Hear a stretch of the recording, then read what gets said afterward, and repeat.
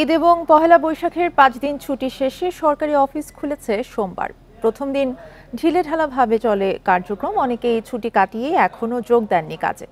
এদিকে সদরঘাটের দুর্ঘটনা ছাড়া এবারের ঈদ যাত্রা অনেকটাই নির্বিঘ্নে হয়েছে বলে জানান নৌ প্রতিমন্ত্রী। বিকাশে কম খরচে ক্যাশ আউটের লিমিট বেড়ে 50,000, প্রিয় এজেন্টও 2টা। ঈদ পরবর্তী প্রথম দিনের অফিস সচিবালয় সহ সরকারি দপ্তরে কর্মকর্তা কর্মচারীদের উপস্থিতি ছিল কম। ঈদের আমেজেই কেটেছে প্রথম কর্মদিবস। অনেকে ঈদের ছুটির সঙ্গে ঐচ্ছিক ছুটি নিয়েছেন, তাই আগামী সপ্তাহের আগে পুরোপুরি কর্মচঞ্চল হয়ে উঠছে না অফিসগুলো। বাড়িতে উৎসব করছেন, বাড়িতে নববর্ষ উদযাপন করেছেন তারা। আমি আশা করছি যে এ সপ্তাহটা এভাবে ঢিলে ঢালা যাবে।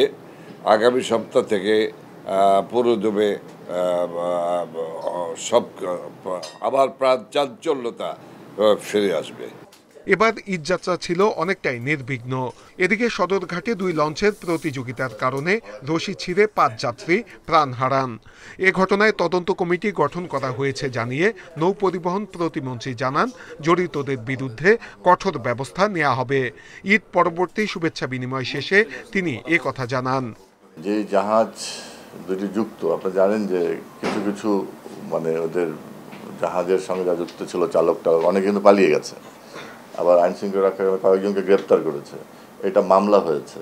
এটা একটা তদন্ত কমিটি গঠন করা হয়েছে BIWT এর একজন পরিচালক রফিকুল ইসলামকে মানে আহ্বায়ক করে।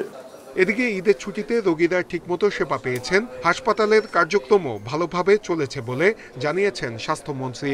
আমি ঈদের আগের দিন যে কটা হাসপাতালে গেছি আমি কাউকে বলিনি, এবং আমি আসছি পরে দৌড়ে দৌড়ে সব বিভিন্ন জায়গার থেকে আমি কিন্তু ডাক্তার পেয়েছি, সিনিয়রদেরকে পেয়েছি, সবাইকে পাবো।